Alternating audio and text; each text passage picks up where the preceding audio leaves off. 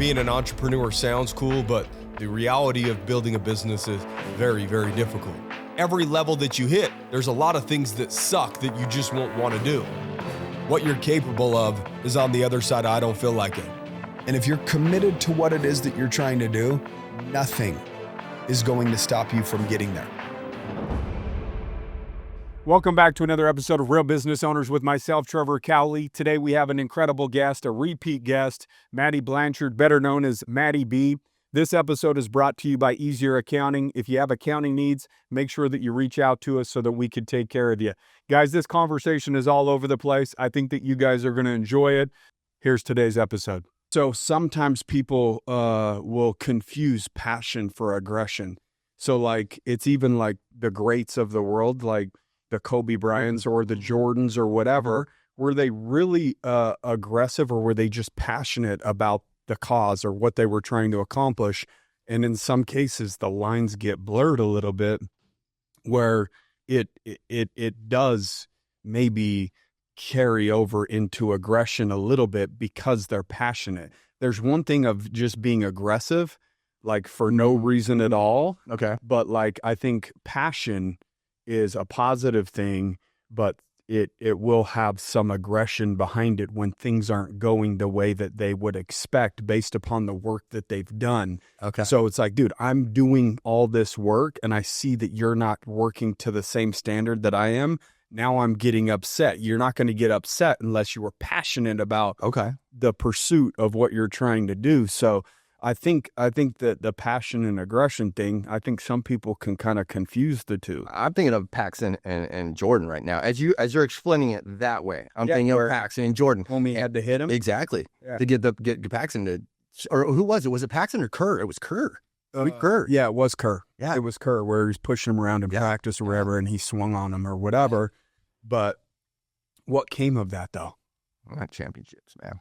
Championships, results came from it, and Jordan said he had way more respect for Kerr after the fact. Like, he wanted to push him to see if he's willing to push back and fight back when times get tough.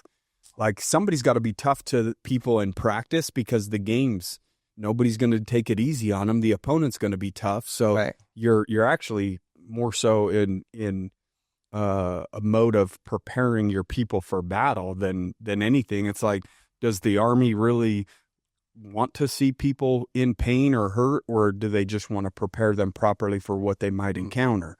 You know what I mean? Yeah. But yeah, I mean, I guess when you're talking about aggression, I wouldn't say that, you know. I wouldn't say I guess aggression. You're aggressive. You're just very matter of fact, and it's black and white to you, bro. Whereas it's not black and white to a lot of people. Yeah, like you just said this morning, is water fucking wet? Did bear shit where they want? Yeah, because that's you. That's how you're built. Other people like me, I didn't fucking work out this morning. You woke up this morning. I woke up. I had the same amount of time you did. Why didn't I work out? Why didn't I hit the gym? That is a good question. I can't answer that, bro. To me, that is a fish out of water. Yeah, you know what I mean? Right. Like if you miss a day, you're like, just like, wow. If you were to miss a day, not of running, but I know you that's just fucking, but I won't miss. Sick. I don't matter. I woke up with a headache this morning, dude. It doesn't matter. It doesn't matter. What needs to be done needs to be done. You know, and it's like a commitment doesn't have boundaries of like, this is when I'm committed and this is when I'm not. A commitment's a commitment. It's almost like a marriage, bro. It's not like, hey, yeah, I'm committed to you as your husband or as your wife, unless this, and this. Right. You know, it's like in sickness and in health. Right. So if I'm committed to what I said I'm going to do, that means in sickness and in health. You know, the temperature outside don't matter. Okay, so what do you negotiate on? You've got to negotiate on something in your life. You've got to, bro. Trevor can't be fucking a badass motherfucker all the time. You've got a vice.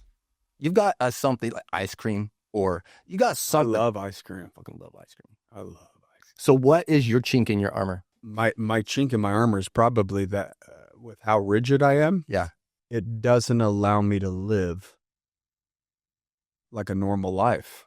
I agree. You know what I mean? And with being as rigid as I am, I've had to say no to things that, that I probably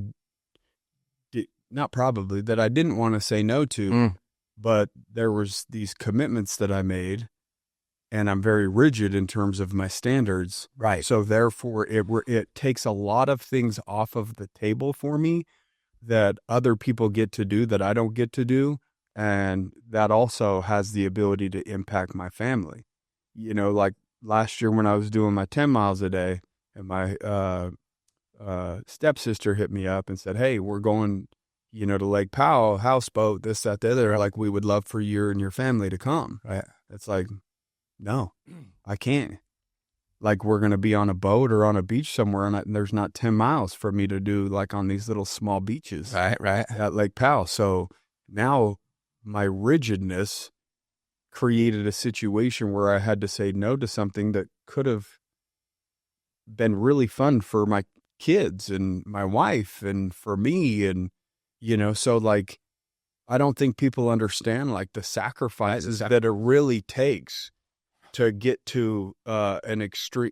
Like, bro, most people. Yeah, you're the only one on the planet. Dude, most people want extreme results, but they're not willing to live in an extreme way. I agree. So it's like, even some people, when I talk to them, they're like, "Oh, well, that's extreme." And it's like, yeah, it is extreme, but I'm also looking for a result that nobody else on earth has. Okay, so this is talking. So how old are you? 41. 41. So I got you by 10. I'm 50. And I'm just learning this now, bro. Because you remind me a lot of me as a younger guy. But you're way ahead because I see you interact with your kids. But I was a militant father, man. Militant. And I've been like that. Just recently learned how to love my kids and fuck with them and let them fuck with me without me getting irritated or upset about it. Yeah. Like, I didn't know how to do that because my dad wasn't. But anyway, if I could turn the clock back, I would fuck around with my kids more and not be such a fucking hard ass. Yeah. And I see a lot of hard ass in you, but at the same time, you're out there throwing the ball. You're doing all this shit with your kids too. Do you let your kids fuck with you or no? You laugh in what manner? Like I wouldn't let my kids come up and poke or tease or you'd be like, "Dude, what the fuck are you doing?" Exactly. Like, kind of like, yeah, give me my space. Right. You're in my bubble. And it was hard, dude, to learn. I swear to God. You know what was sad to me is like on Saturday, me and my family went out to Pecan Valley. That little resort out there. It's got like, it's like a little water park. They've got the slides and, lazy river and like the surf thing and the pool or whatever, right? And I was like, yeah, let's do it. Let's go, And my daughter's like, this 5, she's like, "You're coming?" Mm. And I'm like, "Yeah, I'm coming." She's like, are you going to swim? And I'm like, "Yeah, I'm pretty much a shark. I'm one of the best swimmers that I know," like, Mm-hmm. but I mean, there was surprise to her that I was willing to go do that, because most often, like, what I'm doing, bro, I'm extremely tired a lot. I'm emptying the tank every single day, bro. You know what I mean? And so it's like that I'm not able to be, 100% around my kids and around my family, because like when I get home, I am tired, starting my day with 13 miles, lifting plus then running 13 miles, then coming into the office and, phones blowing up. I got, people in the mastermind that hit me up all hours of the morning or in the evening because they're sucking.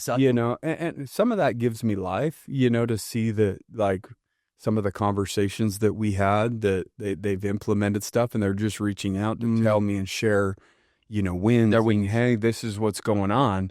And, then I've got my own business shit. Then I've got my kids' sporting activities. I try to do the best I can there. I mean, I'm at pretty much 95% of Right. sporting activities or helping pick up at practice and do all of those things. But bro, my fucking tank it's on empty. But in reality, like if you want to be great, bro, you can't leave gas in the tank on a day-to-day basis. And so I do wrestle with that in my mind a little bit. Like, am I doing the right thing? Am I living life in a manner in which will produce the outcome that I want, even, in terms of a relationship with my kids. Right. You know what I mean? Like Right. stuff like that. And so it's like everything that you do, if you're trying to get one step closer to your full potential, removes one less thing that you have the ability to do that would be considered normal. Right. For other people. And that's what it is. The more great that you try to become, the less normal things that you have the ability to do. Right. And so from the outside, people looking in, they might be like, dude, you're like missing out on a lot. But for me, it's like, I don't want my life to resemble anything close to normal. Like, yeah, normal people might have some of those normal opportunities, but I don't like what comes on the day-to-day basis side of being normal. Yes, they might be able to go to Lake Powell here and there, but they know that they're not living up to their full potential. And that's a whole nother suffering that people have to usually find distractions to avoid, because there is a quiet suffering. So that's where drinking and drugs and this and all that, all these other external distractions come into play, because there's a quiet suffering that's happening. So it's like, if I'm distracted with these things, I don't have to deal with my own quiet suffering of living a normal life. Right. Like, we look at the statistics of what normal is. That's it's obesity, it's prescription pills, it's living check to check, being it's not being satisfied in your own body with your own mind. But all of these things with your body and mind, because you keep pushing and pushing and pushing and reaching new levels. And yesterday's great is today's average. For you, I would think. I feel like a responsibility to live in an extreme way, to extract whatever potential was given to me. Like, you can't extract potential without friction. So I live my life and build environments that create friction that forces me to meet myself every single day. I feel best when I'm living the way that I live. Yes, I'm tired. Yes, I empty the tank. Yes, there's things that I wonder about, like, is this the right, like, even if you are doing something great, all the greats probably had some doubts on the path of, like, am I doing the right thing? Am I not? Like, should I be doing something different? Am I living in the right manner? I think those questions are healthy questions, to where we're auditing ourselves consistently, to where we can make the proper adjustments. I think most people don't ask themselves those questions, therefore they conform and start settling in life, and that's why they're not really extracting what they're capable of, is because they're not asking themselves. So I asked myself, when do I feel best in my body and mind? And it's when I'm performing at my potential, whatever my potential is. Like, if you got to vary daily, it's got to vary. What do you mean by that? Like, yesterday's great, or yesterday's great was great, fine, but that was yesterday. So today is a whole new, like, do you start every day? Hey, well, great looks different every day based upon how you feel. Right. So sometimes just showing up and getting it done. Maybe the time on my half marathon doesn't really look pretty, but that was my version of great that day, based upon what I was working with, based upon how I felt, based upon, if I'm lacking sleep, I didn't get enough to eat today. Right. Or there's all these different factors, that will affect what I'm trying to accomplish. But, for me, a great day is showing up and doing what I said I was going to do, despite how I feel, not necessarily judging myself on every day's performance. I mean, there's not a day that I wake up and cartwheel out of bed saying, I can't wait to run a half marathon. It's like, Yeah. It's literally like, Yeah. fuck, dude. Right. It felt like I just got done with the last one. And then you're blinked, plunging and all of that. And then you're still going. like, I mean, it's a whole process, bro. There's a lot of things that you have to do externally in order to be able to perform the actual thing that you want to be able to do at a high level, right? Like if you're owning and operating a business, it's not just about being in the business. It's also what are you doing in regards to yourself to make sure that you're the best version within your business? What are you? It's almost like a professional athlete, like they make it to the pros, and then they just rely on practice by itself. Yeah. When everybody else on every other team shows up and does the minimum, which is show up to practice. Right. It's those that they're the Colbys that wake up at 4 and they get the practice in before practice. It's those that self-educate after high school and after college that will see advancements. And so a lot of people show up and just do the basics, like on a day-to-day basis, doing the minimum that they need to do in order to survive, and calling it like performance or saying that they're showing up. Right. You're showing up in a manner that helps you maintain what you currently have. Right. But you're not really showing up. You're doing what you have to do because of these other obligations. Is there cruise control in your life? Is there? There used to be. But there's not anymore? There's no. I don't want You don't to want do. cruise control. I don't want that. So what is it that you want? What is the end all be all? Is there an end all be all? No, there isn't an end all be all. The goal is simply to push myself to the limits, to again see what the potential truly is.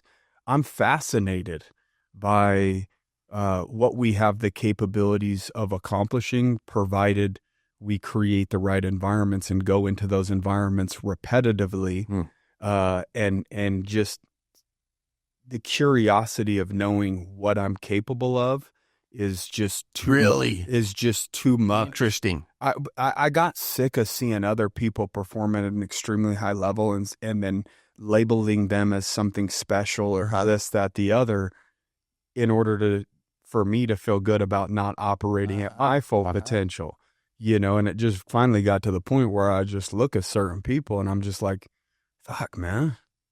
Like if they can do it, yeah, like then it can be done. So what I do is I look at other people as a mirror. They're reflecting to me what's possible for me. Mm-hmm. You know what I mean? And so to me, if I see like a David Goggins, that's just a reflection of what's possible within me. See, and that's another guy that I struggle with, David Goggins, dude. I didn't even make it through his goddamn book. Like I made it to where he's on the bus and they run over the kid and they kill the kid and he gets off the bus and sees this dead kid. That was enough for me, dude. That's like 3 chapters in. Was that never finished? The one I know. Can't hurt me. I don't remember that part. So he starts out with his dad and his dad's a dirtbag and with the bowling alleys and drugs and hookers. And then his dad kicks his mom, him and Al, or they bounce. Yeah, they bounce because of the abuse. Right. And then he's on the damn bus, and one of his friends gets off the bus, and the bus runs him over. Can't tell you any more about the book other than that. I stopped right there. Really? Couldn't do. It's dark, man. It's dark. But does it get good? But I mean, come on, man. It's dark, but like, don't we have to go through darkness to see the light, though? To appreciate the light. Like, bro. I know we've been there. You went through the darkness. Well, your story has darkness, but look what came from it, dude. Well, I'm thinking too, while we're talking, like, how much did addiction serve you? Because you're still addicted. You're addicted to this now, to pushing, doing things that nobody else can do or wants to or will do. So how much is addiction and going through that fucking shit, knowing, oh my God, and the day, oh, I'm not going to die. I'm going to fucking live. That sucks. That sucks. I honestly think that part of the reason that I do what I do is to fill up my time. If I have idle time, bro, same. Like, dude, I want to start smoking and drinking and drug it, like, dude, I want to do those things. Like those, I as bad as all of that was, I had a lot of fun times and good times and party time until it got to like the low where it was a needle in the arm every day type shit. You know, just a function, just like it's the day. Now it's just a full out crackhead moment. Right. But like, you know, I'm addicted to trying to do as many positive things that I can in a span of one life. You know, I've done plenty of negative things, and it's like I feel like I'm trying to like make up, you know, like to all the people that did believe in me and that did support me when I was very undeserving of all that.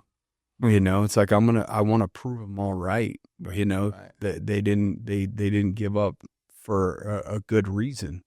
You know, and for me, I'm always addicted to something.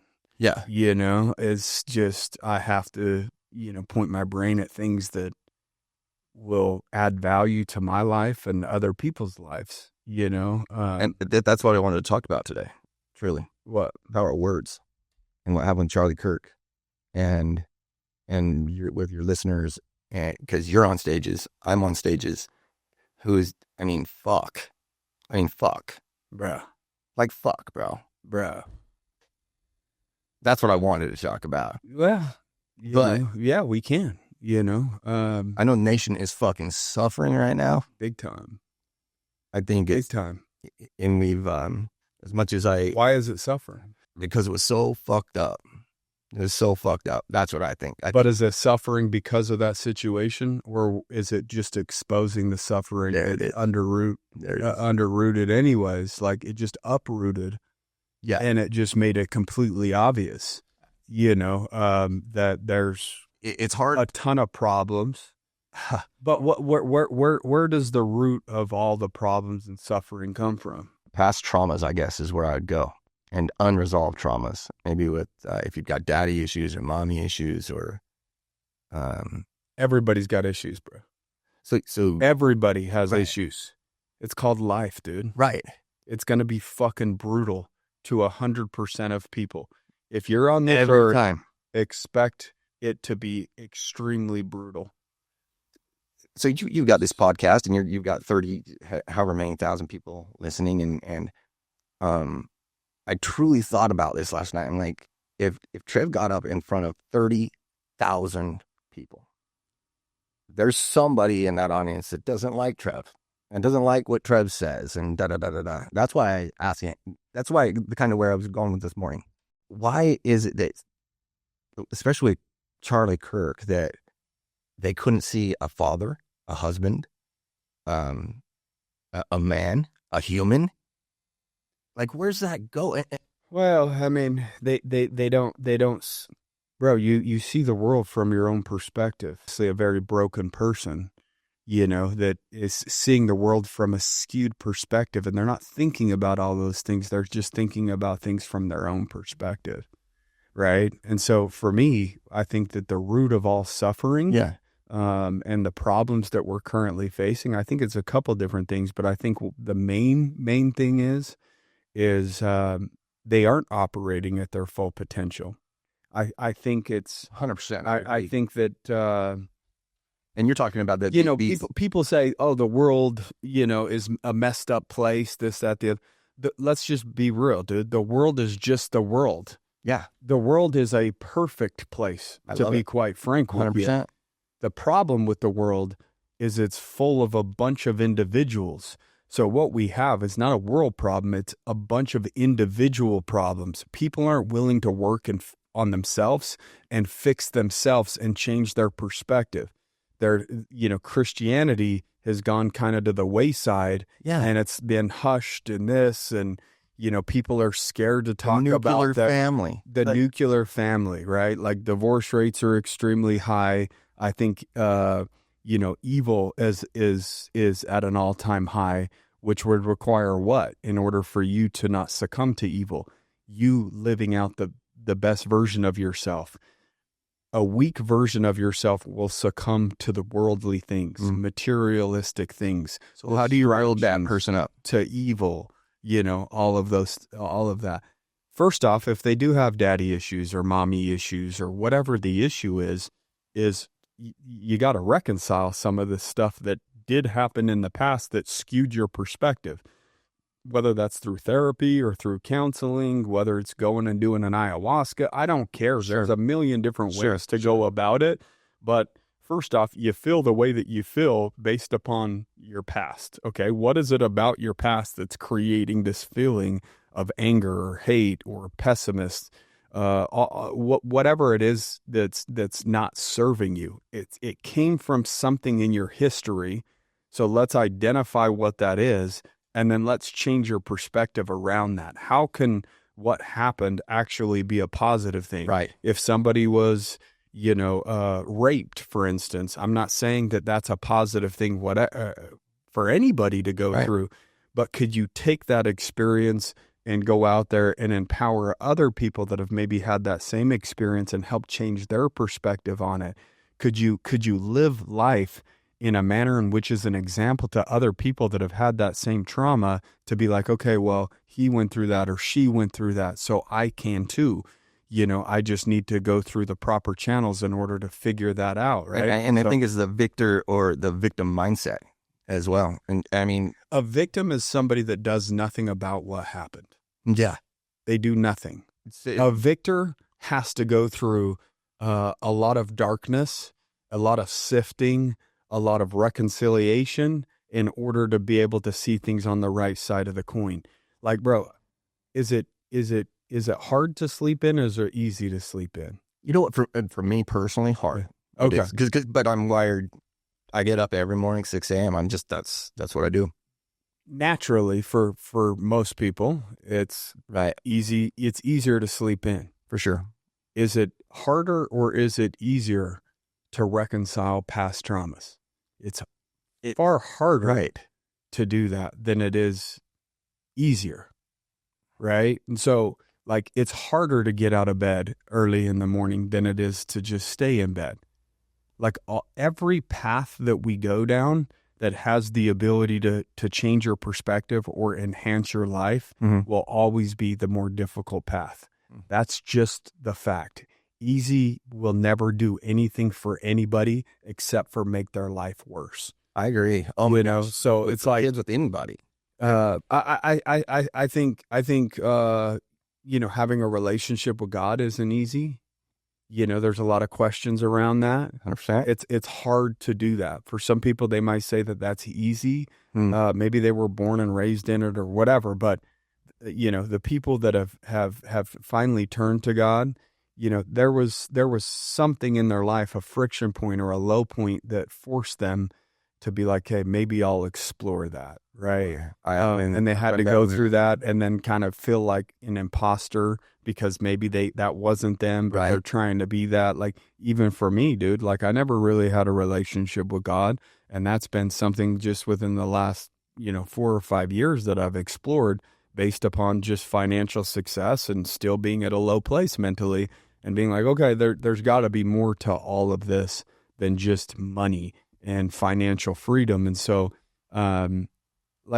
it wasn't easy for me to humble myself and to start to pray. I don't go to church or, anything like that, but, that wasn't an easy thing for me to do, because it forced me to humble myself and ask for help, which a lot of people don't really want to ask for help, whether it's through somebody that's here on earth that they can communicate with or to a higher power or whatever it is. That was a hard path. That was a hard journey for me to go down, because I would somewhat have to admit the way that I was living for a long period of time was wrong.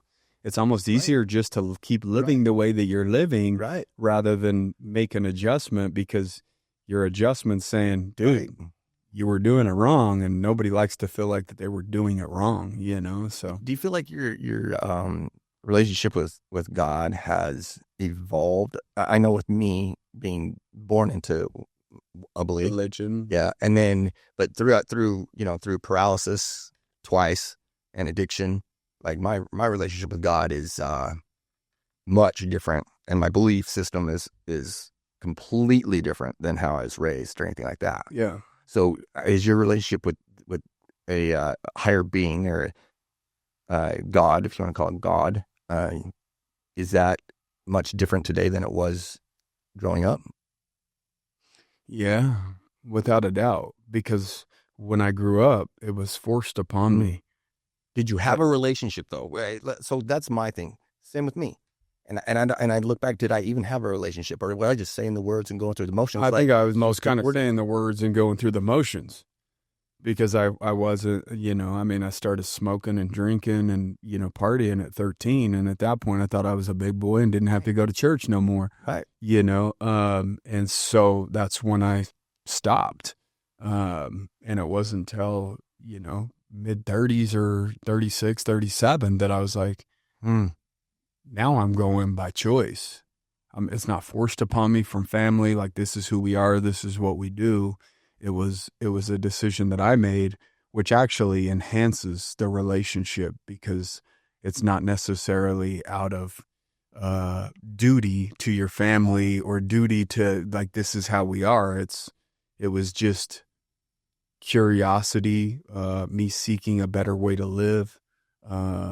And it served you. Yeah. It served you. Yeah. Because I'll be honest with you. You called me aggressive at the beginning, but I think if you think I'm aggressive now, you should have saw me 10 years ago. Really? Oh, Really? bro, it was bad. Really? People that worked for, oh yeah, it was bad. I was very, very aggressive. Either on my team or out of my way, or I'll stay out. But I didn't know a better way, dude. Look at movies. Look at movies, bro. The boss is always, Right. How do they portray the boss? Aggressive, Yep. Angry, yelling at people, So very what's the harsh. biggest thing? What's the biggest lesson you've learned in 10 years? You say you're super aggressive at 31. You're 41 now. So in that 10-year span, as a boss, I know some shit. Yeah. So what's the biggest lesson what's the biggest pill you're like, I do not want to swallow that pill in business in the last 10 years, going from to what you are today? I didn't really allow people to help in a manner in which was to their capacity to help, because I was a control freak. It had to be done my way. So if it's my way, that means by default that would have to be me. You know what I mean? And so then I put these improper expectations on people that everybody on the team had to be like a Michael Jordan or like I used to say, like, dude, you guys, I don't even have to fucking be here. I've made tons of money, Right. but why am I still the first one to show up or the last one to leave? How am I still outworking people? But yet you guys are complaining about you guys wanting to get paid more, or you're complaining about your financial situation, but yet I'm not complaining about my financial situation, and yet I'm outworking you. Like, to me, it didn't necessarily make sense. I expected them to perform in a manner in which I expected myself to perform, which first off is improper expectations. It's okay to have a standard within inside of your organization or within inside of your life, but I can't expect everybody to run a half marathon a day. Right. I can't expect if everybody was me, then they would end up owning their own business, and there would be no employees. And did it free up your time? So like you got your guy here that's instead you cutting everything up and doing everything. So, and now you've got other people in other places. And how hard was that for you to let go of that control? It was very, very, Very, very, very, very, very difficult. But it's also been the best thing that's ever happened. Why? Because it's the harder route. Like I said, it's easier for me just to do the thing than it is easier for me to step back and watch somebody else do the thing.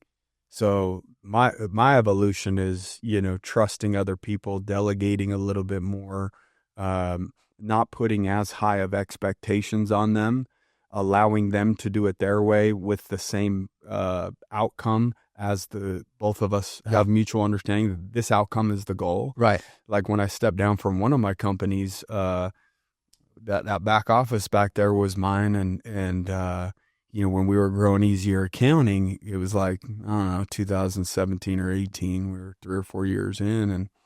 And they're like, yo, Trev, we need you over here. We want you to come over here.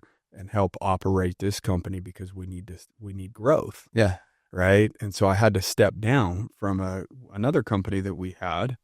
And so Coulter now runs 60-day credit report, and he does a better job than I even could. Okay. Dude, all respect to him. I love him and respect him greatly. And the growth that he's experienced in terms of me getting out of the way has been absolutely incredible to watch. But, the first 2 or 3 months, where he took my office, and he was on some of the calls that I used to be on, or customer complaints or whatever. And like, I would sit over his shoulder, we would have it on speaker, and then I would push mute on the phone and be like, dude, say this. Mm-hmm. And then I would unmute it. And, for the first month or two, it was not that big of a deal, but by like the third month, I was still there doing that. Yeah. And when I muted it and said that, as I say this, he looked over his shoulder and he said, dude, will you go the fuck home? He goes, just because I'm not going to say it the way that you say it doesn't mean that we won't get the exact same outcome. Right. And I was like, I've overworn my welcome. I thought I was being of service to him. In reality, I was becoming a detriment to him, I was clipping his wings. I wasn't allowing him to figure it out. That's like putting the training wheels on your kid's bike, but never letting go of the fucking seat. What's the point? Right. What's the point? What's the point? Like, they're going to scrape their knee. They're going to fall down. They're going to do all that. But they need that to understand the consequence of not staying up on two wheels, So, stuff like that like, if we didn't necessarily have a need at one of our other companies, I probably would still just be back in that back office doing what I was doing. So not reaching your full potential, not reaching my full potential, And so it's like, I was on a path to remain the same because I was doing okay financially, made decent money. Right? Okay. I was good. Right. Dude. But I was good enough to have a lot of blind spots. Mm-hmm. The results were good enough to where it leads you to believe that you've got it figured out, right, and that you're doing everything right. And then you stop auditing yourself and you stop asking yourself questions on how you can continue to get better. Good is a dangerous place to be, because if you say that you're good, there's not going to be a whole lot of growth after that. And so I was blinded by good and would have never been able to elevate to, chasing greatness without some of those experiences. And so allowing people to reach their full potential requires me to get out of the way and not micromanage and things like that. And so I would say that was a big part of the growth. And so I've learned to step back quicker and allow people to fall faster, and trusted that, at what point they'll make the adjustments as they need. At what point in your company? Are you interviewing me, or am I? This is just stuff you might know about. Come on, man. So in your companies, and just recently, actually, because I'm here, not at another place. With people who are listening, when you got this dream, this goal of walking, man, and at what point, do you say, you know what, my life's pretty fucking good in a wheelchair? I think it affect more people from a wheelchair. That walking thing, that was for me. That was for Matt. Do you have those thoughts? See, here's the thing. That's all I wanted to do was walk. That's it. That was it. That was the end all be all. Walking, not money, not houses, not anything but walking. Because take your legs. Don't just take your legs. Take everything below the waist from you, a man, from a man. So all I wanted to do was get back to who I was. But today I'm good with being in a chair, bro. I am. You and I would have probably never met if I wasn't in a chair. Yeah. I wouldn't speak in front of hundreds of thousands of people. Yeah. If I wasn't in a wheelchair. My story, is super unique to accidents, to paralysis. So I don't choose the easy road, never have. So I go through addiction because I'm pushing my broken body harder than anything. Like your broken body, your body's broken right now too. I know it is. So But you still wake up every day and you do the thing and you push and push and push. But Trev, I got to a point where I'd pushed my body so hard and I didn't have feeling and sensation. So both my, they're the cruciate ligaments on the inside of your knees. So now my legs come together like that because I tore both of those, tore my hip apart, things like, but I didn't know I was doing because and this was in the process of trying to walk and get, and things are going backwards rather than forward. Things were going really good up until my hip wouldn't move anymore because it was just bone on bone so I couldn't walk anymore. Grinding. Yeah. So then I had to get that replaced, and then the accidents kind of jacked that stuff up too. And it's only been probably in the last 5 years, so I've been hurt for 20, that I can say I'm good. Like I'm good. I'm 50. When I got hurt, I was 30, and I had just piss and vinegar in me, man. Let's just go get her done. I mean, that's what I was talking 30 about. 30 years old. I was just said 10 years ago, you wouldn't want to meet me. Right. You know what I mean? It's the exact same concept. So with your companies, at what point do you say, you know what, I'm good. I'm good in a wheelchair? Because a lot of shit, and I don't know if your people know, but a lot of shit's changed in your life. And how did you navigate? How do you, as the authority on shit, and you've got all these fools that you're the authority. So I'm asking you, when has failure served you? And every single time. There you go. Every time. And when do you know when to turn the page? That's the big one. Instead of just follow this company all the way down into the damn ground, or pivot. Like I'm speaking for Reef Capital out. In fact, let me talk to you about that. Out at Black Desert, and it's the power of the pivot is what they want me to talk about. So at what point, and this is going to be like 800 business people, which you'll be at, by the way. When is it? It's October. I speak October 20th. October 20th. And so I'll take care of all that. Don't worry about that. But at what point, as a business, you're booking me for attending certain days without get ready, guy. Mason, it was on your show too. Mason Sawyer. Oh yeah. Mason's going to speak out there as well. Yeah. So I'll bring my crew with me. Come with me. So get you out there. When to pivot, huh? Yeah. When? So the power of the pivot is what Patrick Manning has asked me to speak on. So the power of the pivot, and you've pivoted from one place back to another place. So at what point, because I don't know when to quit, and I wouldn't say you're quitting. Yeah. But I think, especially for me, I've got these blinders on and I can't see anything. I can't even see another option. Yeah. Rather than to just continue grinding. How can you pivot if you don't know, if you can't see another path? So what does it take for you to say, you know what, it's time to pivot? That's got to take something. I want to know. It's literally just me being at an extremely low place. Really? So if I find myself like at a low place mentally and I just don't feel good, that's a signal to me that something's not right. I'm not living in a way that I should live. I'm not surrounded by the people that I should be surrounded by. I am the one feeling that way. So it's up to me to identify why I'm feeling that way and make the adjustments.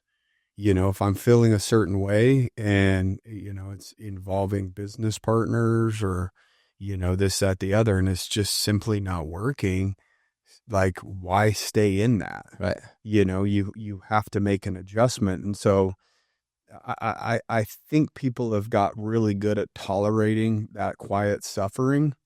And they have their vices that allow them to continue to show up in that manner in which will continue producing that quiet suffering result.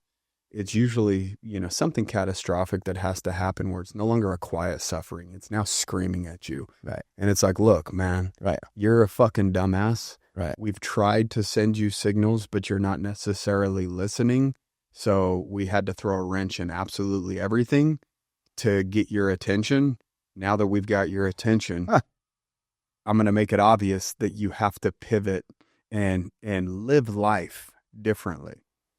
You have to do business differently. And so how do you live life differently? How do you do business differently? You can't if you're the exact same person. It's impossible.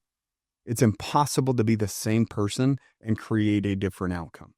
So therefore, it starts going backwards, the process of elimination. It all comes back to you in terms of the way that you're living, who you're surrounded, your perspective on things is what's created the outcome that you're currently experiencing. And so you have to find something that has the ability to shift yourself, shift you at your absolute core to where it changes who you are as a person.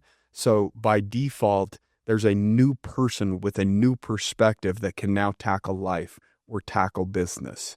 You know, that's when it's important to pivot. If your business has done the same revenue for the last 4 or 5 years in a row, and you were trying to seek growth through that, but it's just simply not happening, by default, you are the problem, right? If you don't feel good and you haven't felt good and life has been really, really great for you for many years and there's not a lot of hope, you don't feel like that you're living with purpose, it all comes down and trickles back to you, unfortunately. And that's a tough pill to swallow when you're already in a low place and you don't even feel like that you have the energy to barely get through the day. But now you got to somehow find energy to make a change, you know, because it takes more energy to change than it does to remain the same. And so who do you talk to? And I already know the answer to that. And how often do you suffer in silence? And how long do you allow yourself to suffer in silence? So you got a lot of fools listening to this answer. How often does Trevor Cowley suffer in silence? Daily? Every day. But I think my suffering is more so the question of whether or not that living in the manner that I'm living is the right way to live. I feel like it is.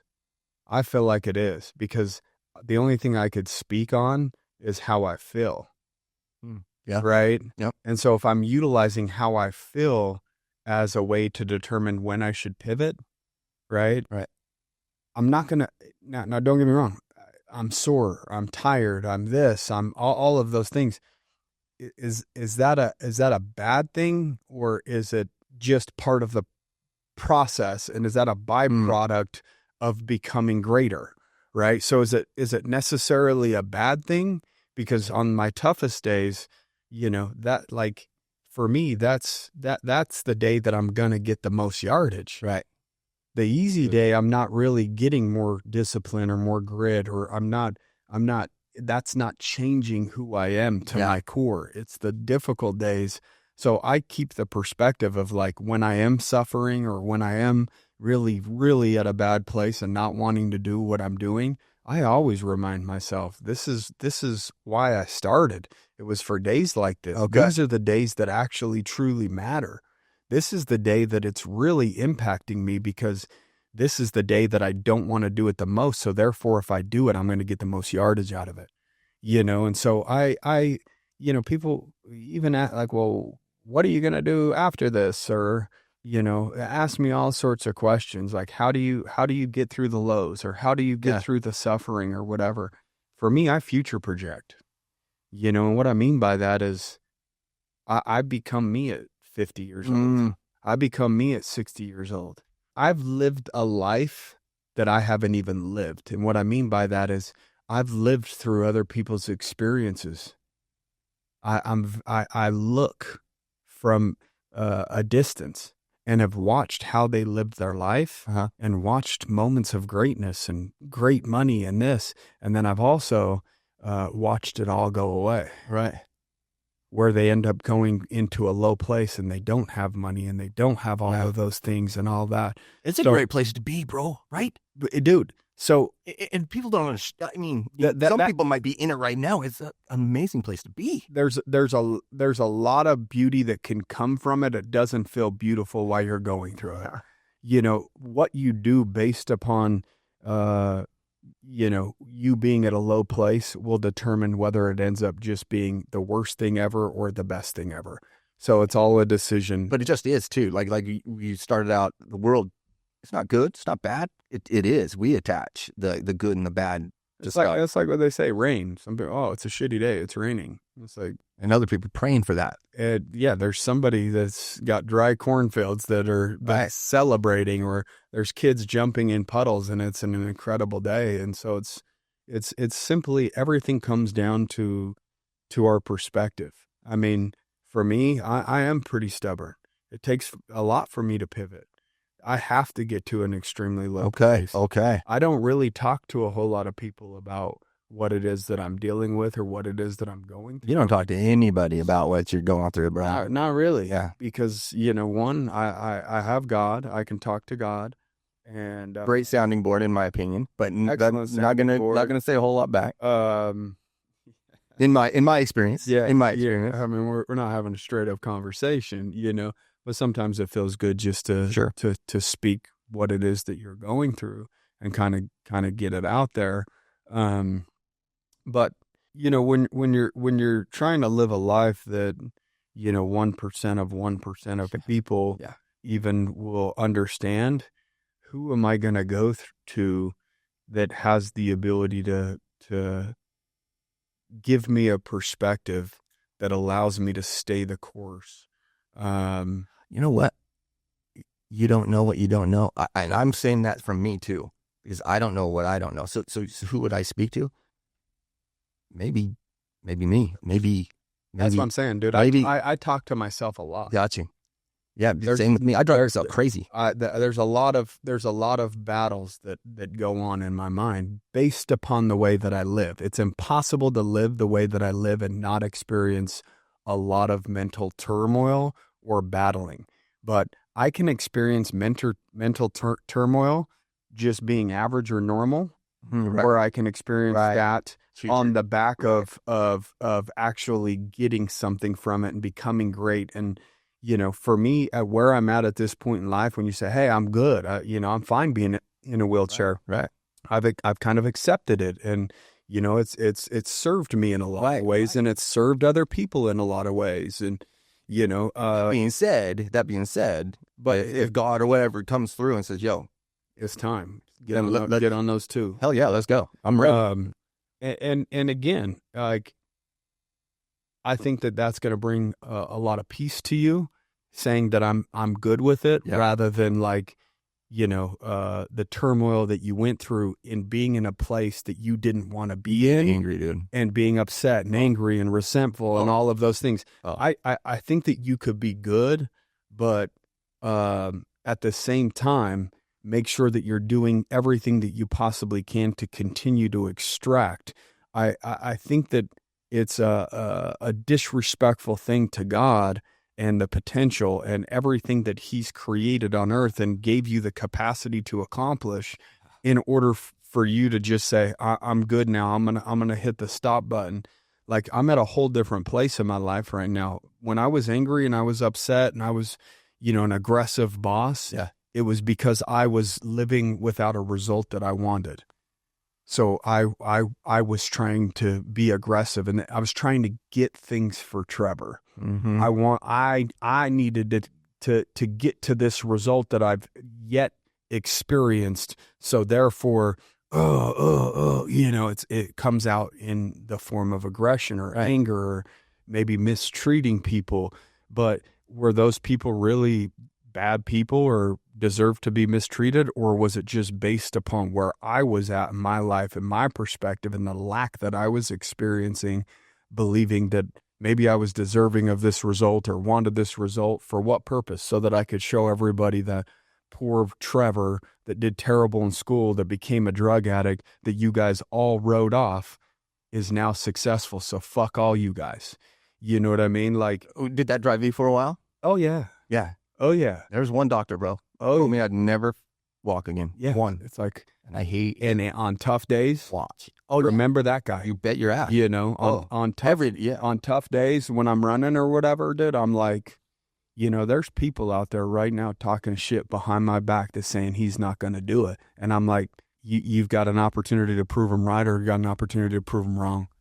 Yeah. Don't be a little bitch, bro. This is just temporary. It's so temporary. Yeah. I will be 50 years old, and I could look back on my life and be proud, and that accomplishment will last forever. Or on tough days, I could quit. Right. And at 50 years old, I would look back and say, I won't remember the suffering or the pain that I went through. I'm just going to remember the person and the process that was created based upon going through that. And so it's, for me, anytime I'm dealing with something tough, I just go future project. Wow. You will wake up at 50 at one point, and today, the day that you don't want to do it and the day you want to quit won't even matter. Right. You won't even think about it. The only time you'll think about it is if you honor that feeling, because then you'll think about it and you'll have regret, right? And that one day owns you for the rest of your days. That one day owns you. You know, I mean, I can't imagine being 50 and saying, dude, I was almost 200 days in and I quit. Right? Man, I was 400 days away from doing something that nobody else has been able to do. And I let a little discomfort or a down day get the best of me. My feelings controlled me to the point to where it forced me to live less than I have the ability to. And for me, that freaks me out a little bit, you know? So when that's the kind of the double-edged sword here, because you said, how do you know when to pivot? And I listened to how I feel. Yeah. Right. But it's not necessarily like, me not feeling like doing the run and then just me honoring that feeling. Like, nobody wants to go out and do that because they know what they're going to have to go through when they go do that. But when I'm saying I honor like a certain feeling, when I have to make a pivot, it's more of like me being at a mental low. Like, there's a difference of your brain saying, man, I'm tired today, I don't want to do it. That's not a mental no. That's just your brain, you know, your bitch voice saying, yo, like, I'm still here. Let's take it easy. Yeah, he's still alive and well. Right. You know, very healthy up there, you know. And so, like, that's the difference is, did I wake up and just not want to do it based upon how I feel? Or did I wake up and I'm truly at a low place mentally? And everything in life is just gray, you know, where you don't want to brush your teeth, don't really care about and you stop taking care of yourself because it's just, you're so low. That's when I know that I have to make a change. But it's very logical to say, okay, if you want a result that's greater than what you're experiencing, you're going to have to go through friction. Therefore, your mind's going to turn on you throughout the process of you trying to receive a greater result. So when I'm in that process and my mind's turning on me, I'm like, so imposter, it's to be expected. You deal with imposter syndrome. I wouldn't think you deal with imposter syndrome. Not daily, though, would you? Not necessarily. Because not necessarily daily. But I don't know anybody mentally tougher than you. And that's saying something, because I'm a badass motherfucker and second to you. Second to you, homie. But let me ask you this. Because I know you've done fucking hard things. You do hard things. You continue to do hard things. Let me ask you this. Is that what makes me special? No. Well, that's the difference. We know each other, right? And every time we get together, we always have good conversations and can chop it up. And it's like, we're always on the same frequency, the same energy, same wavelength. Like, we love building other people up. We love dapping. We love high-fiving. We love, like all of the shit. You know what I mean? It's like we're still kids in an adult body. Like, we're just on a team. You're like, what's up? That good hit, you know, good shot or whatever. Like, you know, it's you got your team in life, you know, that build each other. But the point that I was trying to make on that, when you said, man, you're the most disciplined person that I know. Okay. So I wouldn't say disciplined, because I don't know you. But you said mentally tough. Okay. That was the word. Because, I mean, I get the might go hand in hand, discipline and being mentally tough. I think so. Yes. In order to be disciplined, you have to be mentally tough, because you can't be disciplined without overcoming. I agree. But with your other companies and shutting companies down and opening new companies and all that kind of stuff, that's going through some mental freaking grind. Knowing when to, I've got 15 employees over here. Yeah. I'm losing money. They've got families. That's a tough decision to shut a company down. So when it comes to mentally tough, I don't normally do that. I don't normally do that. There was a company that we operated for 2 years that was break even, just based upon the fact that everybody in the company was loyal to us when we would go through ups and downs, and sometimes had to pull back, pay scales and things like that for a rebuilding purpose. And they all took a hit, and like we had to bring the company together and say, hey man, like this is the unfortunate truth of what we're currently going through.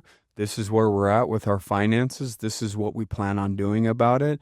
But like, if we're really in this thing together, we're gonna have to be in it together. Like, so here's what the new commission structure is. Once we turn it around, that's the first thing that we'll adjust again. And we've done some of those things, and we still have people that have worked for us for 13, 14, 15 years, that have been through all that. So like, before 60-day credit repair, it was central business funding. We just did business funding stuff, right? So we started that in like 2009, and we were getting leads off of Google for like $5 a lead, because nobody in this space was doing any sort of alternative business funding. Everybody was still trying to go to a bank to get an SB. Yeah, we were doing untraditional. Right.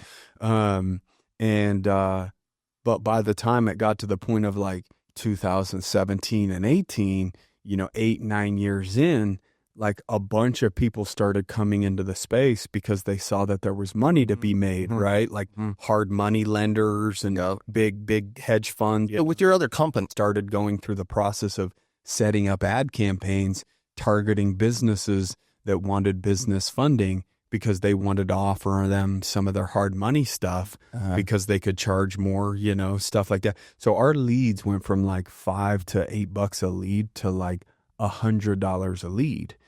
Right. And so it's like, okay, there goes our entire margin. Now we're not even able to make money anymore because the space just got way more competitive, and we don't have the same deep pockets as the hedge funds have.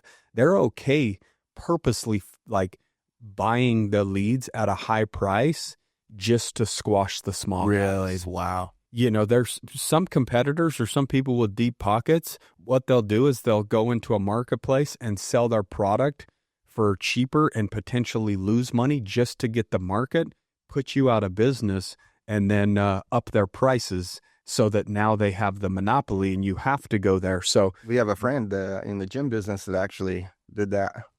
That's what that's how it works. It's just business. If you're a bigger fish, you just come and gobble it up. Or the shark die, yeah. That's really what it comes down to. Hey, I can either buy you out, for a small fraction, or I'm going to put you out of business anyways. Yeah. So make a decision. And so, from 2017 to 2019, we still ran that business, but we were just kind of break even, but we had 15 employees, and a lot of them had been there 6, 7, 8 years, and they did have families and they had all of those things. And so it's like, we were at a weird place where we didn't fully want to give up and make a pivot. Right. If it got to the point where it was completely losing money, you have no choice. The pain would have been too great and we would have been forced to shut it down. We're not going to sit there and fund it, but it was at least breaking even. That was the company that I stepped away from and put somebody else in place. So we weren't necessarily taking our time and spending a lot of time over there. So for us, it wasn't a waste because we were taking care of people, right? And the loyalty is a two-way street. If they've been loyal through ups and downs, like if we get rid of one company or whatever, we have multiple businesses to where we're like, yo, maybe come over to this company. Okay. Like, if you ever thought about doing sales, you can do credit repair sales or this, that, the other, right? Right. So we always try to shift good human beings. Right, have a right attitude and show up on time. They're never out of work, right? Well, isn't that crazy? Always give them a job. Just somebody who shows up on time, man. Somebody shows up on time and has a good attitude. Unbelievable. They say the guy making French fries that makes $15 an hour is just there making French fries. Right. The guy that whistles while he's making French fries makes $18 an hour. That attitude, it creates a different environment, and so the problem is most people will adjust their attitude, try to be positive, this, that, the other, but it's short-lived. Yeah. You know what I mean? And so they're like, oh, well, I tried. I didn't get the outcome I wanted, so fuck that. Where's mine? And so So we made that pivot in 2019 and killed that company and just turned it to 60-day credit repair, where all the employees kept all of their jobs, because we were selling what we call the risk assessment on the business funding stuff for like $250, where we would pull their credit, take a look at it and say, bro, you need a business plan. You need to fix your credit. You need a website or this. Like, you're basically like an idea on a napkin going to a bank asking for $100,000. You haven't even, it's like, bro, if you're going to go to the prom, don't go in your pajamas. Right now, you look like you're in your pajamas. Let's dress you up for the big dance. Right. And that costs $2,500. We'll work on your credit. We'll help you write a business plan. We'll help you put a website together. Right. And so we would do some of those things, and we say, take the idea as far as you could possibly take it with the means that you have available to you, before you then go to a bank or somebody else and ask them for help.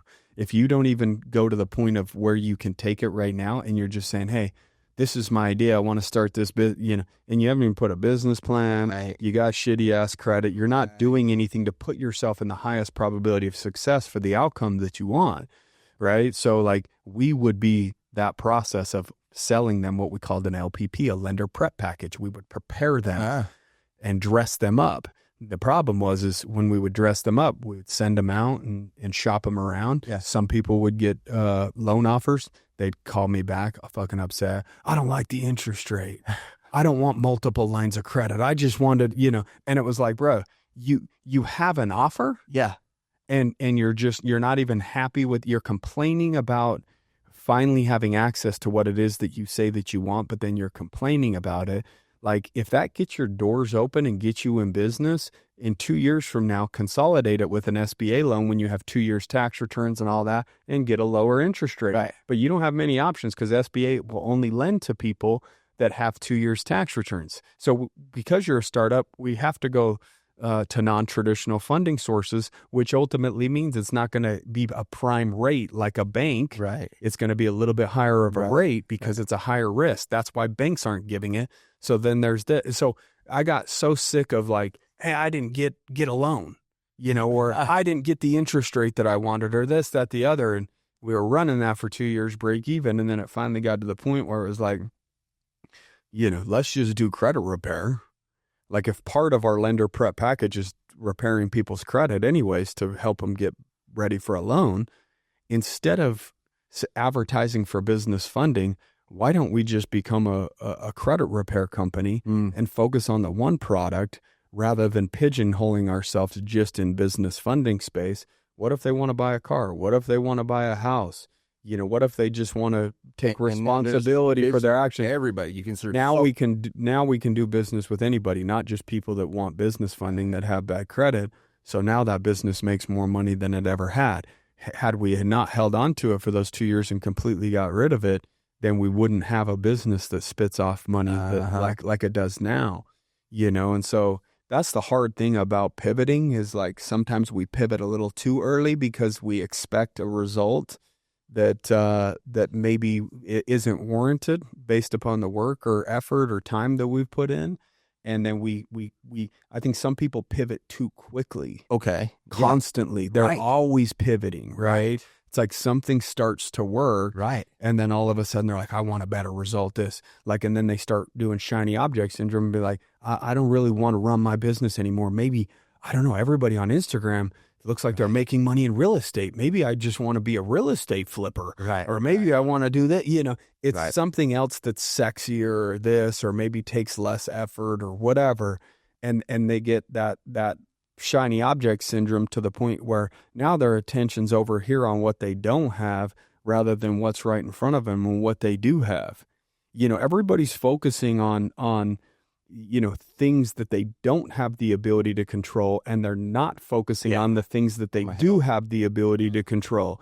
So it's like, if you're out there making complaints and bitching and moaning about all of these different things that are outside of your control, let's pull back the curtain and let's see what time you do wake up. Let's see what your habits are on a day-to-day basis. Yeah. Like, my guess is you're complaining about things outside of your control because you're not even controlling what you can. And when you control what you can, the things outside of your control matter far less, because it's like you're focused. So like, you don't got time to give these things that you could complain about that might have merit any of your attention, because it's not serving the purpose. Right. It's not getting you closer to what you're trying to accomplish. So I think that it's people with a lot of time on their hands and in a miserable place that want to complain, you know, and those that are focused they're focused on the things that they can control, so they don't got time for the things they can't, you know? In my life and in yours, when we went through our addictions, pretty easy to get rid of that crowd, right? And move on to the next crowd, a more supportive, more positive crowd. So how do you, for you, whoever's listening, what did Trev do, or what does Trev do to get rid of toxic people in your companies or in your life? Do you have toxicity, toxic people in your life? Not anymore. I don't either. Yeah, Zero. Not anymore.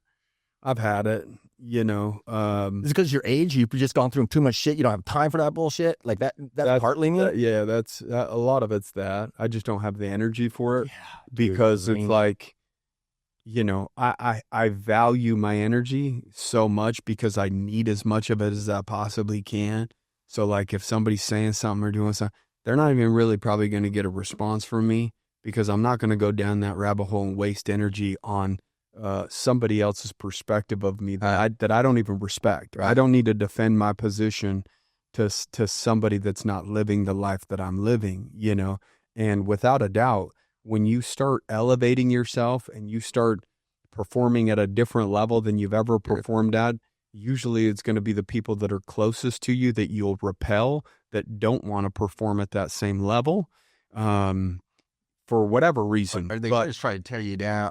That's what it is, you know. So there was a lot of that happened, you know, over the course of years, like, you know, the whole "who does he think he is" type situation.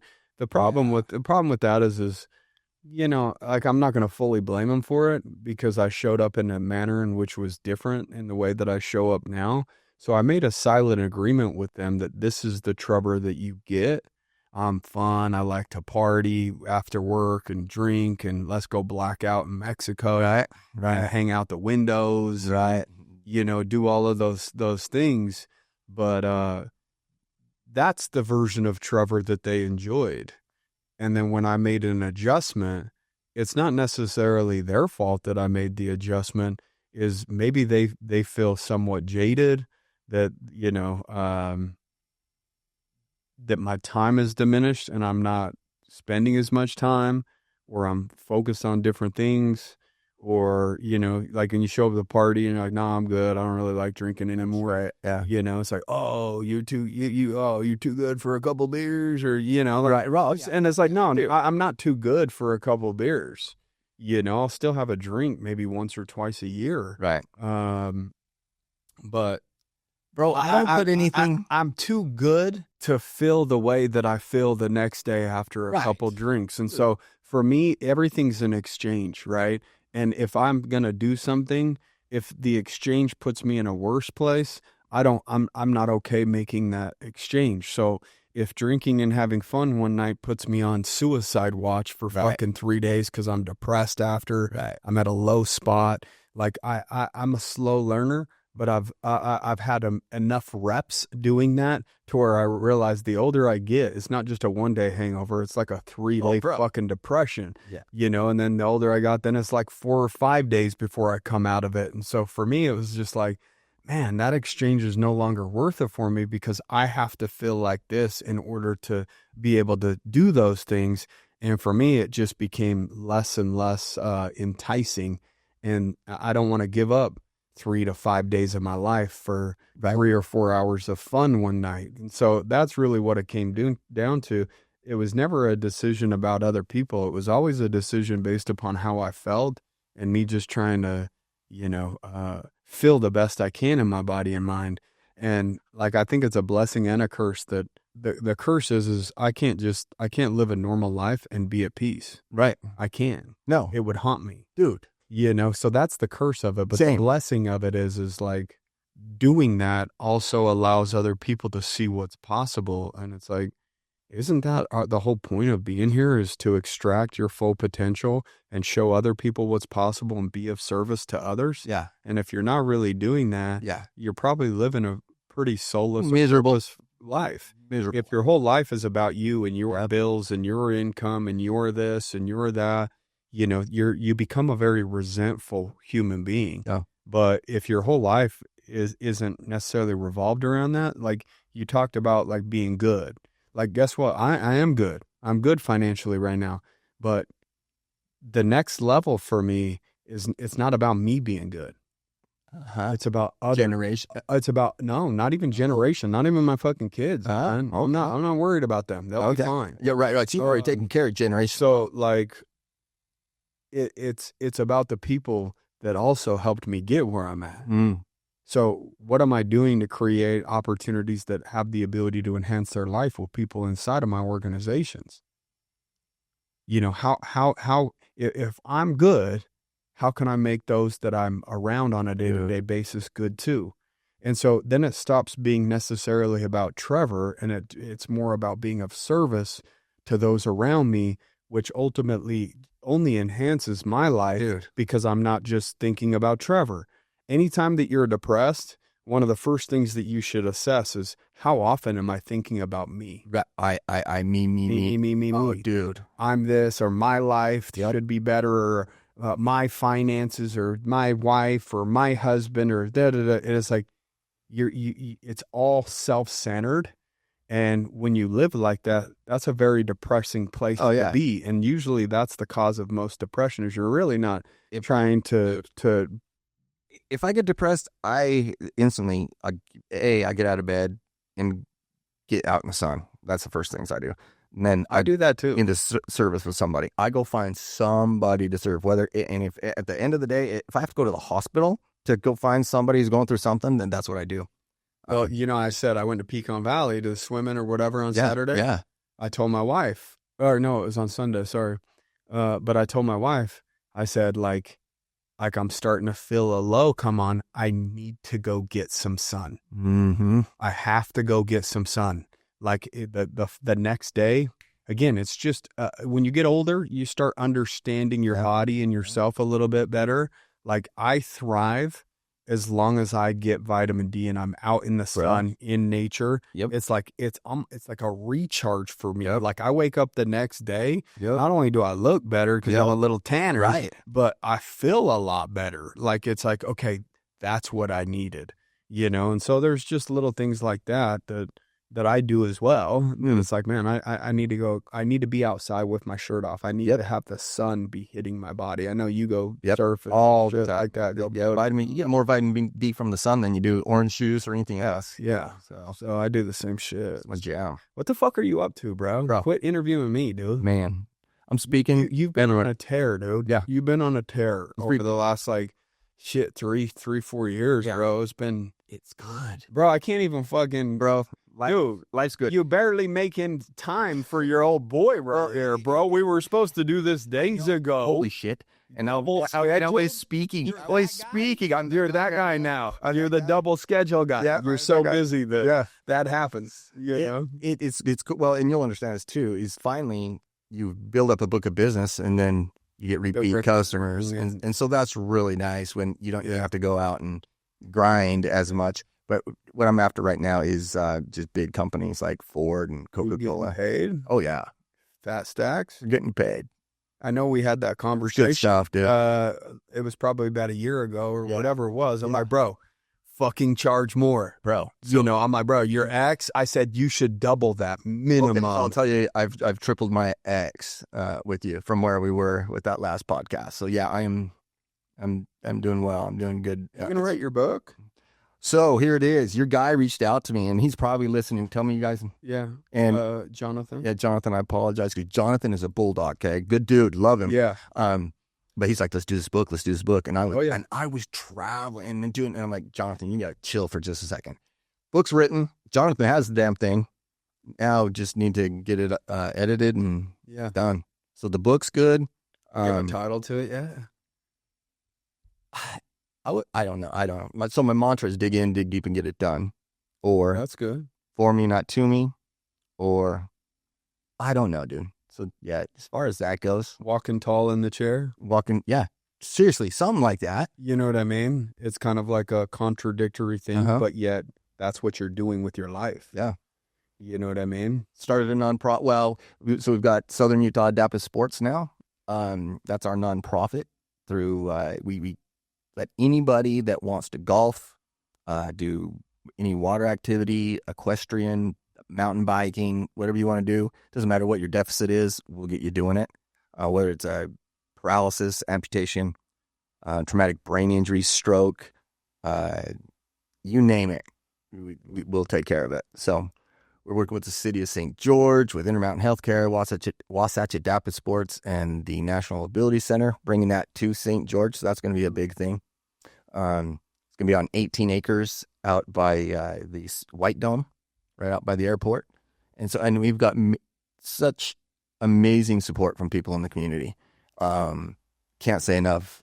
I won't name drop, but there's some big players in this community that are very, very supportive. That's awesome. Yeah, and a lot of them are in your circle as well. Yeah. So, well, I remember you asked me to be on the board. yeah, I wanted you to be on the board and still do, and still do. You know what I'm saying? Come on. I'm like, bro, dude, believe me, like that's one of those things I'm ready just like, man. yes, yeah. Like there's so many different things that I just want to say yes to. Yeah. Because there's so much cool shit that's going on when you hang. I mean, your energy. That's your saying. That's what it is. You know, it's like fuck. We help people every day, bro. And people drive down from Cedar City or coming up from wherever to take them golfing and mountain biking. We had a bilateral arm amputation girl who got on What's the mountain bilateral? bike. So both arms. Yeah, both arms. Born without her arms. Okay. Got her on a mountain bike, so a seated mountain bike that she could do everything with. Was it like a 3-wheel one? Yeah, called bowhead. Like a tri. Yeah, tricycle? Yeah, kind of like a trike. Yeah. And the way we had it set up is we had 2 wheels in front and 1 in back, rather than 1 up front. And yeah, she got after it, dude. So She had a good time. oh yeah, because we get to be a part of people's firsts. You know? So you didn't think Grandpa was ever going to swing a golf club again? We get to see the whole family and Grandpa hit a golf ball again. Yeah. And just everybody's firsts. So we get to, that's the pay for me. Yeah. So the like the golf courses and stuff, just are they good? They're like yeah, you guys can come on. They'll let you use it for like a tournament or 100%. maybe something like that one day. I think that'd be cool to throw like a tournament. Dude, You know, I'd be really, really fun where it's it's awesome. everybody against everybody. The support is amazing, man. I mean, it should be. Yeah. I wish I could sit on one of those chairs, bro, on the board. Let's get you out doing it. I've invited you, this guy Bodie. I don't know how many times you're like, I'm not a water guy. Fucking boat, bro. I don't do shit, dude. I don't do shit. They say part of success is mastering the mundane. You know what I mean? Yeah. So it's like, even when I'm like not doing the things that I do on a day-to-day basis, the free time that I do have, I have to use that to like most of the time either recharge or spend time with my family. So like, your boy over here is, you know, taking naps and shit. Like, come take a nap on the boat and we'll have your family out surfing. Oh, they fucking, that's the thing is they love being on boats and all this shit. And I'm like, fun. I fucking hate boats, man. I'm more of a beach. Like I would go to the lake, but I like just chilling on the beach and my shirt out, just soaking it up rather than bumping around. And the way you look under that shirt, holy shiza, dude. Good job. That's Photoshop. Whatever, my lion ad. This is a lion ad. I mean, I work out 3 fucking hours a day. I should look halfway decent. You do. You look more than halfway, man. I'm making the exchange. Yeah. So, what's up with this thing that's going on out here then that you're trying to get me sucked in? Yeah, Black Desert. Black Desert, it's Reef Capital's summit. What's Reef Capital? So Reef Capital is the money behind Coral Canyon Golf Course and Black Desert. So that's... is it all their employees or is it an invite only? It's an invite. It's an invite only. So it's all business owners? All business owners. It's the week before the PGA Tour gets here. So October 20th through like the 26th or something like that. Great events, great. Don't worry, you're gonna be part of that bad boy. But what do you mean a part of it? Yeah, you're already making me nervous. See, there's where the imposter syndrome comes in. I'm like, bro, PC, not Matty B, bro. Like, So you're the king of slaying powerful words and inspiring people, and I'm over here just Well, there's a blunt force trauma through life. because I've seen you on panels and then watch your TED Talk. So Yeah. amazing there. So there's a panel, and I want to get you on a panel, and it's but it's not on mine. It's not on the day of mine. The other one would be more of a business, and they'd either be Q&A or unless you wanted to speak, dude, whatever. But yeah, they're amazing out there. Patrick Manning is, I can't say enough. Yeah, it'd be great. It'd be great to go network or something. Yeah, You know? there'd be a lot of great opportunities out there for both of us. So we'll do that. We'll do that. Well, dude, it's always good catching up. Always, with you, homie. man. Always. Like, what's one thing that you would leave people with your life experiences? You know, a business owner, Yeah. stubborn, athletic, buff, accident, low place, empowered yourself. Like, I mean, you've seen multiple ends of the spectrum Yeah. on various different extremes, right? Yeah. Like, what would be? You said it earlier, man. You this is temporary. So whether you're on top kicking ass right now or whether you're getting your ass kicked, it's temporary. And I know September is Suicide Awareness Month. And people just need to understand you're not alone. You're not alone in your thoughts. Other people have those same damn thoughts. Other people have those same struggles, whether they're going to make it through today, whether they're going to make, I guess where energy where focus goes, energy flows. So if you're focused on, I'm broke all the time, I've got too many bills, my health, and that's you're already affirming that to yourself. So your affirmations. So it's temporary. It's going to get better, I promise. And if you're getting your ass kicked, good, because you're learning so damn much right now. And That's where you're growing, bro. you can't see it though, right? Like when you're in the trench, Trev, you're just like, get me the fuck out of here. Yeah, but after a while, like, Now you and I realize, I'm growing. Yeah, This is happening for me. exactly. But when you're like 3 in business or you're 5 and you're just like, fuck, man, maybe I'm not made out for this. Right. Maybe that all that starts happening or whatever. But then when you survive that storm and you pop out the other side, and then there's another one and another one, and eventually when you survive so many storms, when there's something that appears to be bad that is happening, you're just like, I trust that this is happening for the benefit of me. And now it's up to me to see, why this is happening and try to find the silver lining. Yeah. It can't all be negative. I default can't to silver be. lining, dude. It's all my the time, default. So you've probably heard the story. So there's the Chinese guy, and his son comes home, and he's about the war. and his son, and his or little broke horse his gets out. leg or And the neighbor comes over. That sucks. And Terry's like, he goes, is it? maybe we'll see. Yeah. So his son goes and grabs the horse, brings back 5 other horses. Oh, you're so lucky. Yeah. Well, I don't know. We'll see. Son breaks his leg the next day training these new horses. Next day, neighbor, that's horrible. Hey, you have bad luck. Oh, we'll see. Next day, the army comes to all able-bodied young men, but his son has a broken leg, so doesn't have to go to war. So in our lives, it just is. And we attach the good and the bad. So in 2006, when I got in a car accident and became paralyzed at 30, that was fucking horrible. Oh, yeah. That was horrible. And 20 years later, I can tell you it's the best thing that's happened to me.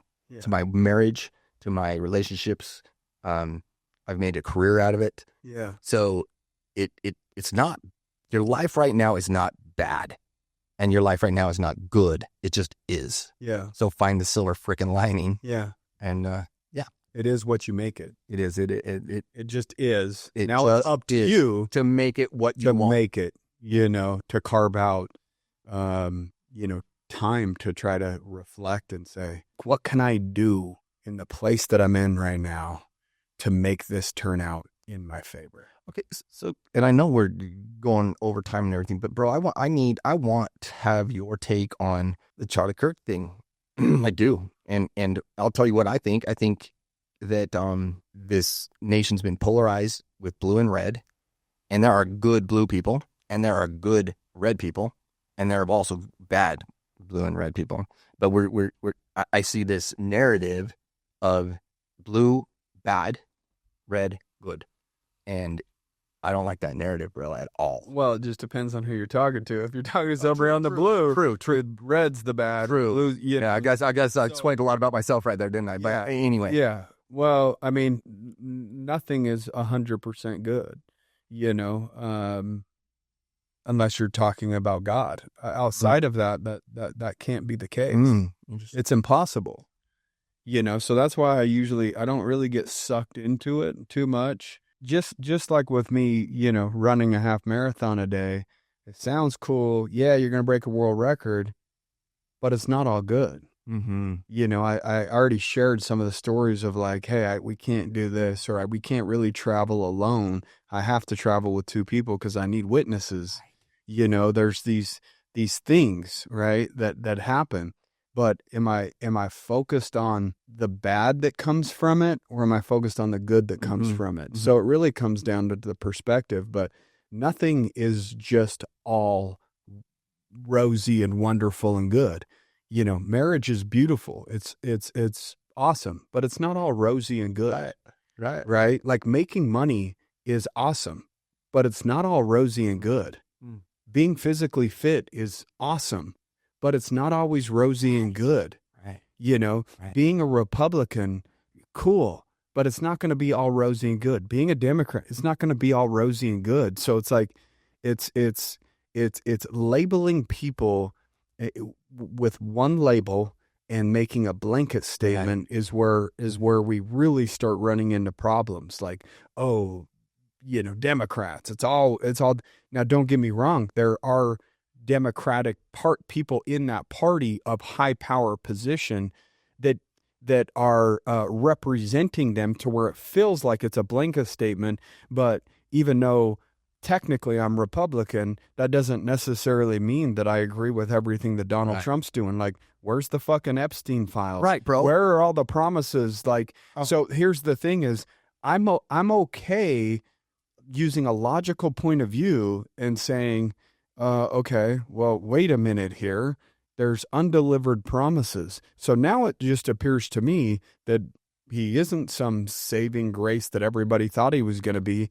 It's starting to fall in line with just what appears to be just another politician. Dude. Or backdoor deals or this, that, the other. And it's like all of those guys.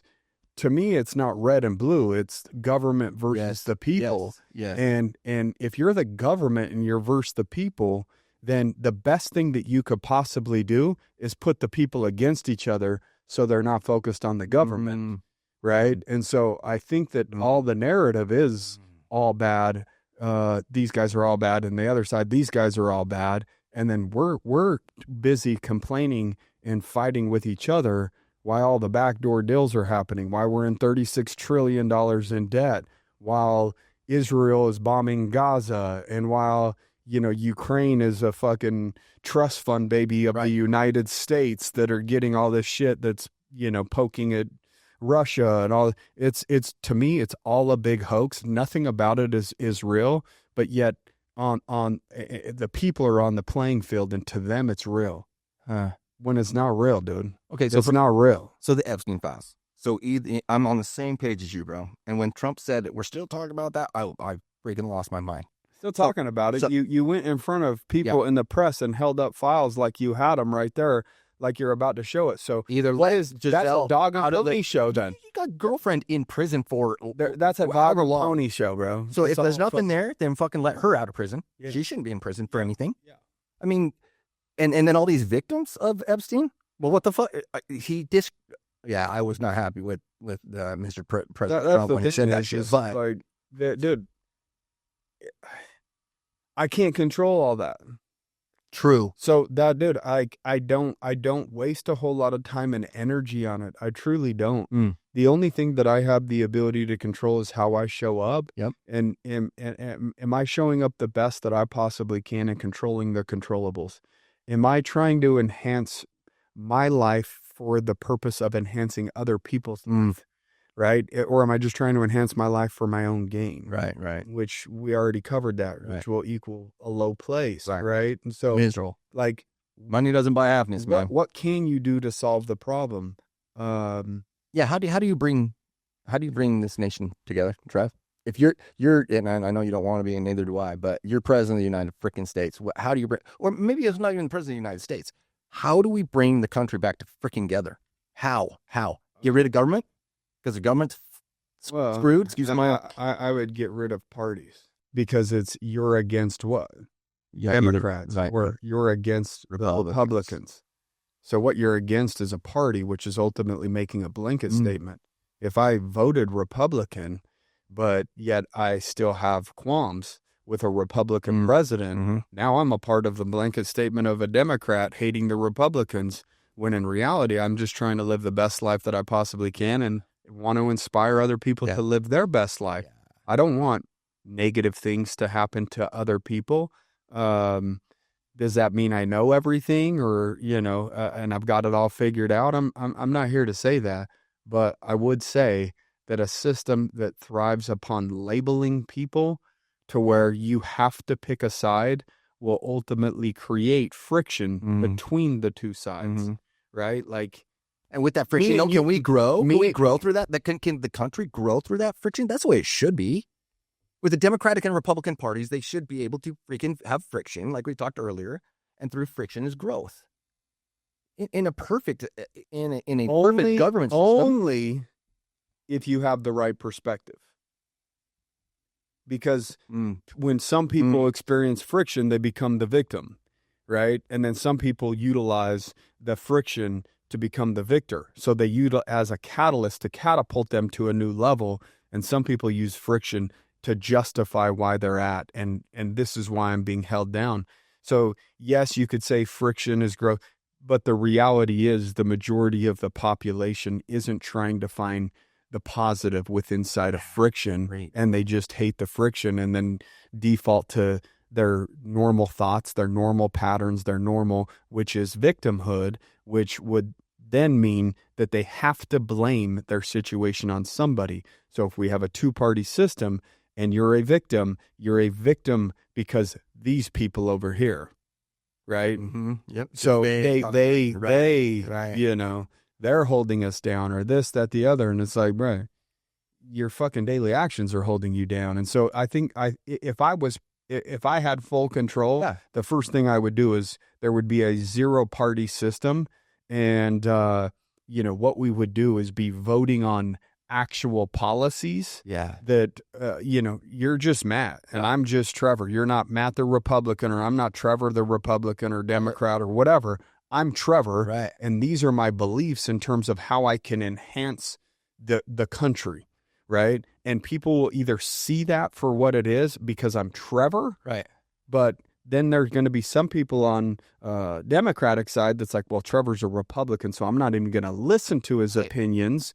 So therefore, they're shutting out the possibility of finding some common ground, and it goes both ways on that, right? And so, to me, it's that's the first thing that should be done. Broken company is what it is. It's the company of the United States. It's a big company, and the employees themselves are absolutely in disarray. Why the executive team is flying private, doing whatever they want, backdoor deals, not looking out for the actual people within inside of the organization. They're looking out for themselves, which we've already determined that puts somebody not in the best place. So therefore it perpetuates the problem, right? Yeah. In terms of evil, more. I want more control, so that's the only thing that I could think of. But then secondly, like if there were certain promises that were made within inside of a campaign, an election campaign, like we should hold that person accountable to actually do those things, because that's what the people voted, because that's what you said you were going to do, where it should be legal to lie to people just to get to a position of power and then not follow through and just do whatever you want. So out of like 10 promises made or whatever, like if you don't keep, 70 or 80% of those promises that you said that you would execute on, you can't come up for another election cycle or something like that. I would say 100%, bro. You lose credibility if like you miss one day. The only reason why I say that is like if there's still like again, a process that some of these have to go through to get approved that's outside of your control. This is what you would like to see, but also then Congress and Senate have to pass it, this, that, the other. But most often those guys are just voting against what the Republicans say, and the Republicans are voting against what the Democrats say, rather than it just being an open party and what's best for the country. We're so far past that, bro. I like that. I don't focus on that stuff anymore because I think it's all corrupt. I think that the world itself is ran by a small select group of people. I agree. Every politician, every president, their wills have been greased, and that means somebody else is kind of steering the ship. Yep. And the same people that are in power control the media. If you control the media, you control the minds. So like they can determine what they put on the front page, and what they say. And for many, many years, we didn't have any alternative but to believe that. But now social media is a little bit different, and it's exposing some of these things that I'm talking about in terms of the problems or, things that they're not talking about that they should be. Like how many people got upset about the Epstein files and were posting like, where is it? Where is it? Right. That we're big supporters of Trump, that are now saying, dude, what the fuck? Right. Like we voted for you because you said that you were going to clean the swamp. Right. And you were going to expose this and you were going to do all that shit. Hillary Clinton was, if I was president, you would go to jail. Did it all this stuff. And it's like, well, come on, man. Like you're not necessarily following through on some of this stuff. So it just tells me that, one, voting is pretty much useless if it's just a two-headed snake. Like it's the same body as just what head are you looking at and supporting, but it's still the same soul and the same body is behind it all. So I think that the only thing that we all have the ability to do, like, is that a controllable thing? Can I control who's president? Can I control all of those things? Right. I can't. Right. So the only thing that I can do is focus on being the best version of me and trying to uplift other people. So that's what I'm going to control. And that outside stuff, to me, for the most part, is noise. What happened to Charlie is absolutely devastating. Yeah.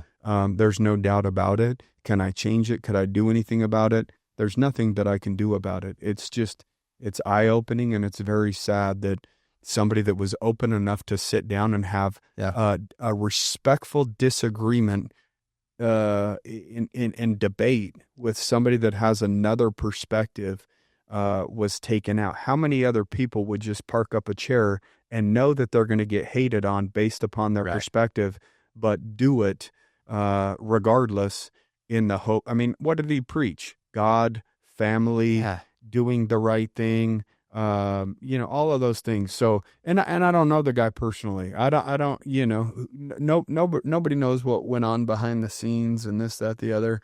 At the end of the day, man, the world is a very troubled place. There's a lot of evil, and the only thing that we can do to combat it all is be a source of good. You can control you, and if everybody on earth did that, the world would be a better place. Yeah. So, thanks for hitting me up. Thanks for coming by, man. It was awesome. Hope you guys enjoyed today's episode. We went all over the place.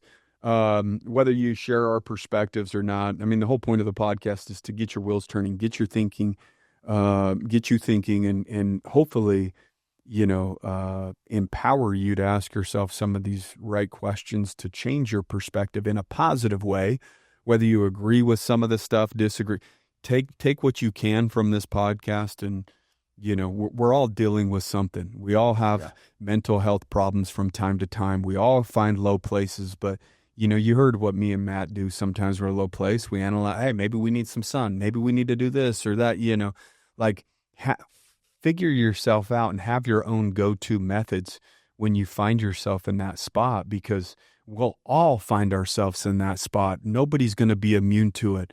But how can we shorten the windows of the lows that we experience, Some people might only have a 2 or 3 day low. Some people have had years where it was just very blue and just a low place. And, the idea is not to totally avoid it because there's a lot of growth from it, but have your tools in your tool bag that you could take out to fix it as fast as possible.